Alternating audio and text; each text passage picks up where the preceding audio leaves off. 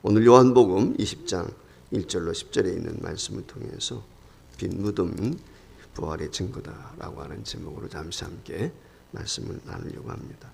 현대 신무신론자라고 하면은 4명의 교수들을 뽑는데 리처드 도킨스하고 크리스토퍼스 학친스 그리고 다니엘 데넷이라고 하는 사람, 그리고 제가 잠시 소개하려고 하는 이 미국의 스펜트 대학에서 철학을 공부하고 UCLA에서 이 신경과학 교수로 재직 중에 있는 젊은 사람 중에 하나죠. 67년생인가 그렇기 때문에 이 샘 해리스라고 하는 사람이 있습니다.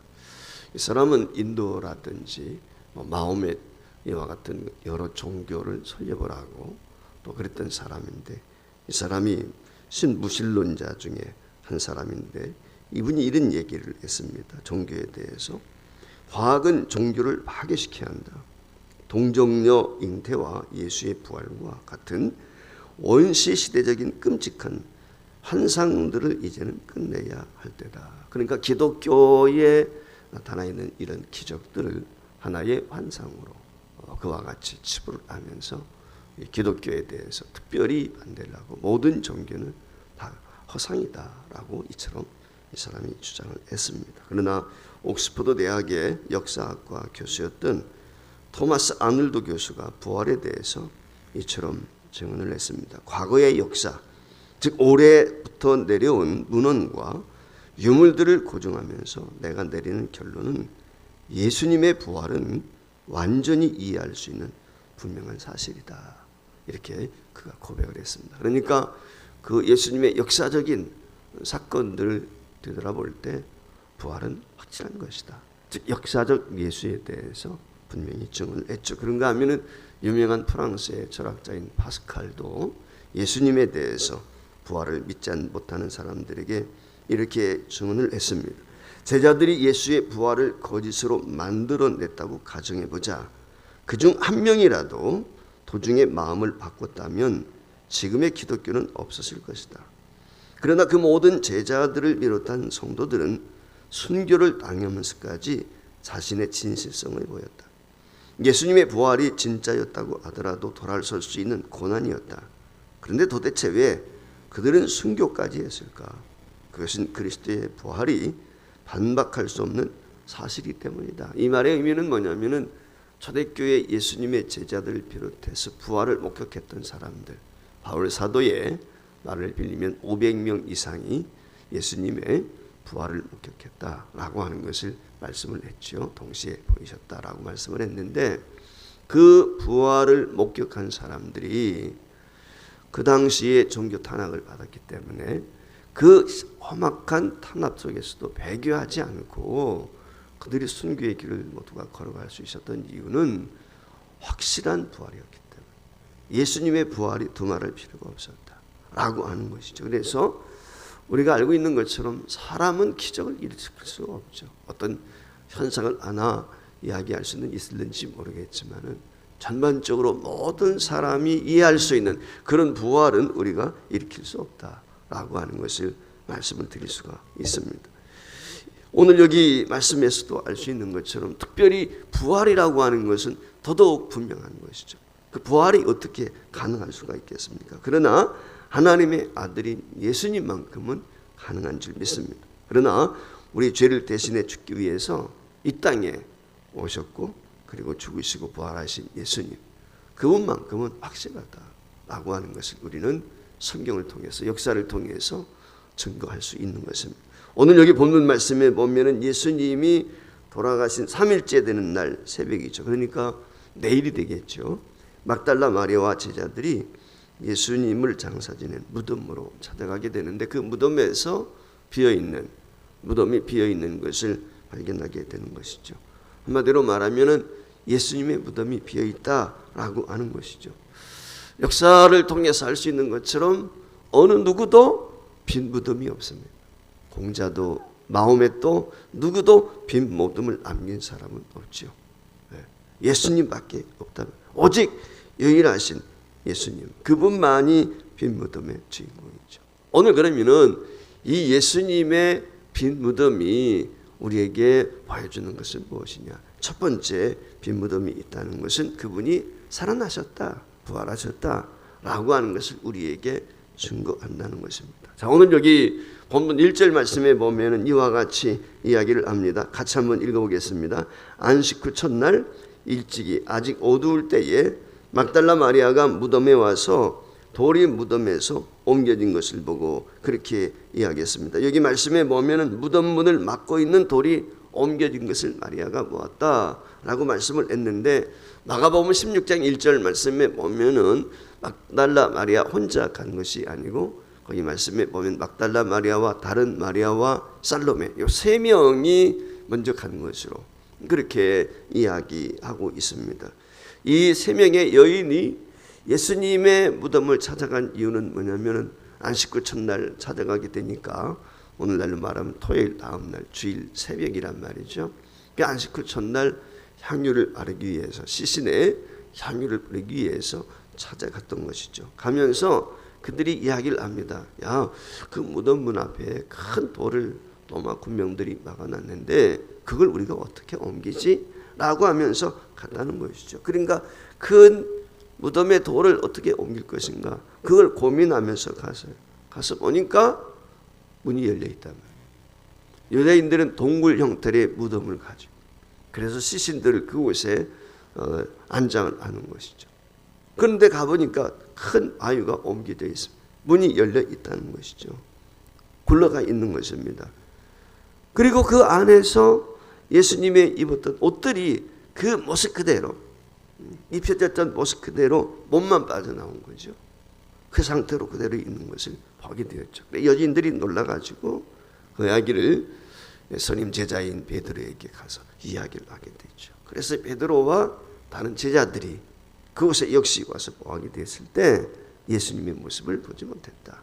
빈 무덤을 발견하게 된 것입니다. 심지어 마리아는 사람들에게까지 예수님이 없어졌다, 우리 예수님을 누가 옮겨갔습니까?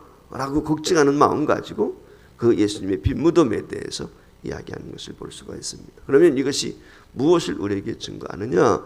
바로 예수님이 살아나셨다라고 하는 것을 증거한다는 것이죠. 그래서 흔히 부활장이라고 하는 고린도전서 15장 말씀에 보면 5절에서 8절까지 이렇게 이야기합니다.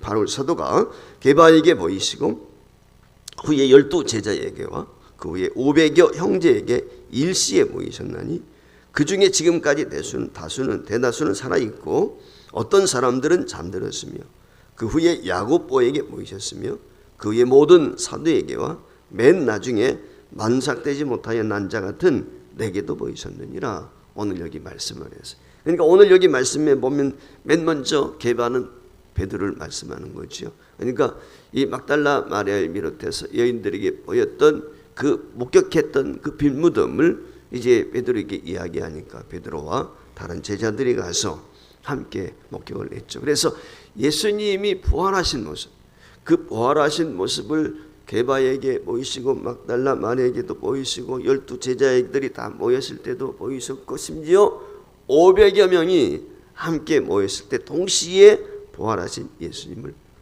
나타나 보이셨다라고 말씀하시면서 이 바울 사도가 이 고린도서를 기록할 그 당시에도 대다수의 사람들이, 목격했던 사람들이 살아있다, 증거하고 있다, 거짓이 아니다, 그걸 말씀을 하고 있습니다. 그러면서 야고보에게도 보였다라고 말씀을 하는데, 여기 야고보는 우리가 잘 알고 있는 야고보서를 기록한 야고보 장로인데 이분은 예수님의 제자가 아니고 예수님의 동생이죠. 자, 예수님의 육신의 동생인데 이 사람은 예수 생전에 믿지 않았단 말이죠. 그러다가 예수님의 부활을 목격하고 예수를 믿은 사람이죠. 나중에 예루살렘 교회의 종교 지도자가 됩니다마는 그 후에 이 만삭되지 못한 팔사등이와 같은 자기에게도 보이셨다, 즉 바울 자신에게도 나타나셨다라고 하는 것을 말씀을 하고 있어요.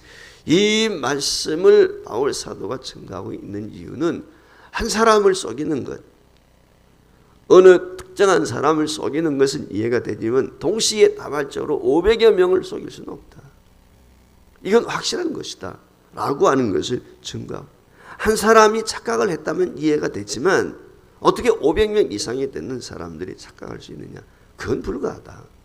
확실한 것이다. 라고 하는 것을 이야기하고 있습니다. 그러니까 예수님의 빈 무덤이 예수님의 부활을 증거하는 것입니다. 현상적으로 나타나는 이것이 예수님 부활의 결정적인 증거다라고 하는 것입니다. 두 번째, 부활이라고 하는 것은 그분의 약속대로 살아나신 것입니다. 하나님은 약속을 지키신 그 약속대로 실천하시는 분이란 말이죠. 오늘 여기 8절 9절 말씀에 보면 그때에야 무덤에 먼저 갔던 그 다른 제자도 들어가 보고 믿더라. 그들은 성경에 그가 죽은 자 가운데서 다시 살아나야 하리라 하신 말씀을 아직 알지 못하더라. 그래서 오늘 여기 9절 말씀에 보면 가로로 돼 있죠. 가로로 돼 있다는 이 말의 의미는 어떤 사본에는 이 내용의 말씀이 있고 어떤 사본에는 없다 라고 하는 것을 이야기해요. 사실은 성경은 원본 자체는 존재하지 않습니다. 너무 오래됐기 때문에 원본은 존재하지, 그 원본을 이제 서기관들이 필사를 하는 거죠. 그래서 필사를 해서 파피루스의 보관에 넣는데 그 필사본이 하나가 이제 뭐 사회사본을 비롯해서 뭐 여러 사본들이 있습니다.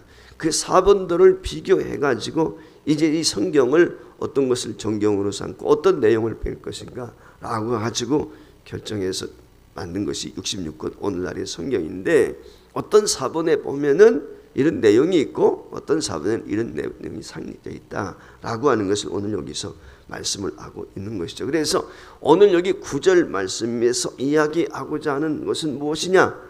예수님이 생전에 제자들에게 늘 이야기했던 말씀, 우리가 잘 알고 있는 것처럼 내가 예루살렘에 올라가게 되면 고난을 받고 십자가에 달려 죽을 것이다. 속죄양이 될 것이다. 그리고 3일 만에 내가 부활할 것이다. 연하의 표적밖에 내가 보일 것이 없다. 뭐 이런 얘기 공경에 하셨단 말이죠. 그것을 지금 이야기하고 있는, 그러니까 예수님이 예루살렘에 올라가셔서 고난을 당하시고 죽으시고 3일 만에 부활한다. 약속한 그 약속이 이루어졌다라고 하는 것입니다. 근데 문제는 뭐냐? 예수님의 이 죽음이 너무 충격이 컸는지 어땠는지 제자들은 그 약속을 기억하지 못했다. 생각하지 못했다는 거예요. 그리고 나서 나중에 예수님의 부활을 그 목격하게 되었을 때 그때서야 그 예수님이 하셨던 말씀들이 이해가 되었다. 생각이 났다라고 하는 것이죠. 그러니까 예수님이 초기에 부활했을 때 부활 초기에는 제자들도 당황스럽고 놀람이 있고 그렇기 때문에 그 부활에 대한 실체를 그들이 주님이 이미 약속하셨는데 그걸 깨닫지 못했다라고 하는 것을 말씀을 하고 있는 거죠. 달리 말하면 예수님은 약속대로 부활하셨다. 오늘 두 가지 제가 말씀을 드렸는데 이 사건을 통해서 깨닫게 되어지는 것은 무엇입니까? 첫 번째, 예수 부활은 곧 우리 부활을 말씀을 하는 것이죠. 우리도 예수님처럼 부활한다는 거예요. 네. 이 열매가 열리게 될 때 첫 열매가 열리면 계속해서 열매가 열리는 것처럼 예수님은 부활의 첫 열매가 되셨다. 따라서 오늘 우리도 부활합니다. 이것이 성경이 우리에게 교훈해 준. 두 번째, 하나님은 약속한 것을 지키시는 거예요. 반드시 지키시는 분이시다. 주님께서 이 부활에 대한 약속을 해주셨어요. 그리고 부활하셨어요. 그 말씀대로. 그리고 마지막 하늘로 올라가시면서 그분이 또 약속하셨습니다. 그것은 주님이 다시 이 땅에 오신다. 이제 하나님의 약속 중에 한 가지만 남아있어요. 그게 무엇입니까? 주님의 재림이죠. 동시에 우리의 부활이에요. 주님이 이 땅에 오시는 날 우리도 주님과 같이 더불어 순식간에 호련히 변화되어서 변화된 모습으로 부활해서 주님과 함께 천국에서 영원한 복락을 누리게 될 줄 믿습니다. 오늘 여기 우리에게 주신 이 약속의 말씀처럼 우리도 부활한다 라고 하는 확신을 갖고 하나님께서 주시는 은혜와 은총을 날마다 기억할 수 있기를 바라고, 무엇보다도 오늘 이 빈 무덤은 부활의 증거요 우리에게 주신 확실한 약속의 실현이라는 것을 기억하면서 오늘과 부활절을 맞이하기 위해서 특별히 이 부활의 증인으로서 이 주님의 부활의 신이 목격은 하지 못했지만 성경에 나타나 있는 이 역사적인 사실을 통해서 저와 여러분이 살아있는 동안에 부활에 대한 증인이 되고 더 나아가서 이 주님의 약속한 것을 기억하면서 우리도 천국 소망을 갖고 힘들고 어려움이 있다 할지라도 이 땅에서 날마다 승리하는 이 부활의 능력과 권능을 경험하는 은혜와 복이 주의 이름으로 축복을 합니다. 한 주간 동안, 특별히 지난 2주간 동안 이처럼 새벽을 깨우기 위해서 애쓰고 수고하신 여러분들에게 다시 한번 주님의 부활의 크신 능력과 은혜가 함께 하시기를 주의 이름으로 축원을 드립니다.